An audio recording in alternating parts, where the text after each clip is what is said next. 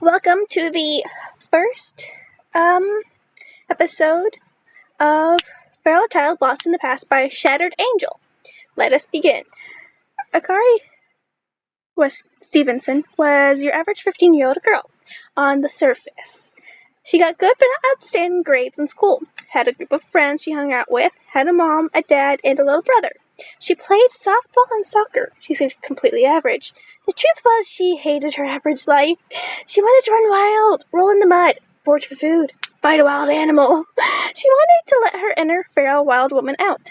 She missed the summers running wild in the woods of her granny's house. She wanted to fight shit so bad. She settled for training the best Pokemon she could in the many Pokemon games she owned. She was waiting for Legends Arceus to finish downloading as she took on the subway bosses Emmett and Ingo for the 100th time or so. She adored the funny train twins. That was the whole reason she got in the Legends Arceus game so early. She had saved all summer for it instead of waiting until Christmas. Her meager allowance had been supplemented with extra chores and doing yard work for her neighbors who had been impressed with her work ethic. She just wanted the cash to buy a used Switch and the game she wanted first. Sword and Shield and Paldea games could wait. The Let's Go games. She wanted to fight God. Akari opened her eyes as she lay on a beach. A Litwick and a shiny Swablu lay on her stomach. This was real? Her aching head told her that much. She had actually been isekai'd into Legends Arceus, and her requests had been granted. She got to stay in the world of Pokemon, and she got to have two of her favorites, though the Litwick was a tactical move. She knew some spoilers of the upcoming events. Not many, just a few. The biggest to her was Subway Boss Ingo getting lost in the past and losing his memories. Akari wanted to help him. If she was playing Erangel for God, then she wanted to help the funny train man while she was at it. Emmett and Aria are your names, my adorable new friends. She pointed at the candle Pokemon and the cloudy winged one in turn. She was going to slam Ingo with that clue by 4. The Litwick made a soft coo and the Swablu chirped happily. The meeting of Professor Lampton went pretty well, all things considered. He was absolutely fascinated by her Pokemon, and she had convinced him she had no memories of her home or family. Pretty easy to do since she rarely actually spent time with her parents' brother. He was the golden child, after all. The only snag was she had lost 5 years off the top between dimensions. She was now 10, not 15. Shit. She looked at her tiny hands. She looked up to be 7, but Arceus, through the huge arc phone, told her she was 10. She also shrunk. She lost time and mass, space energy took up. Fitting, she guessed.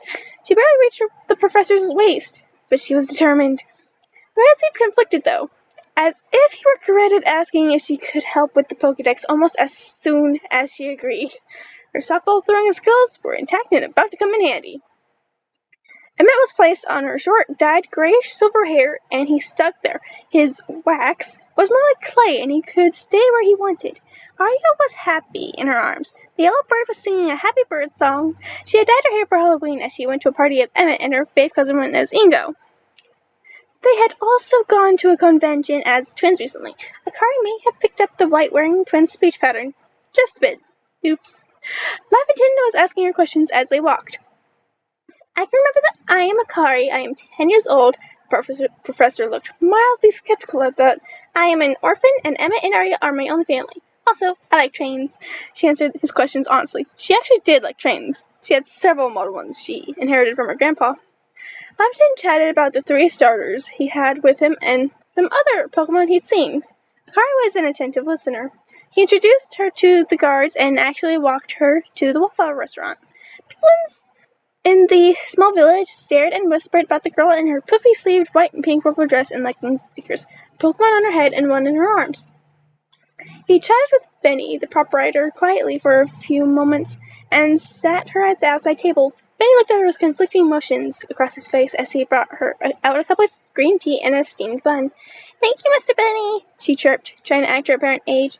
She broke the large bun in half and fed some to Aria and a little to Emmett.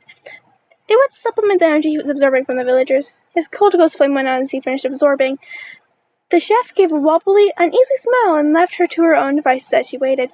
Akari placed Aria on her head and moved Emmett onto her lap. She got out her arc phone and perused the features. She found she had the Pokemon version of Twitter, Chatot. A message told her she could send cheeps, but could not receive them, and have fun.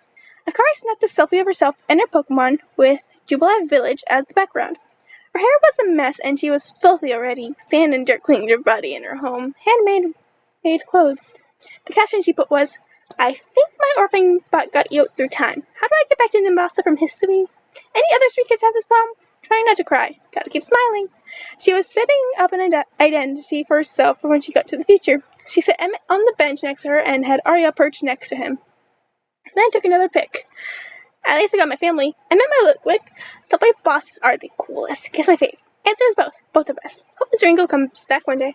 And Arya my Swablu. Waiting to see if we get a place to sleep."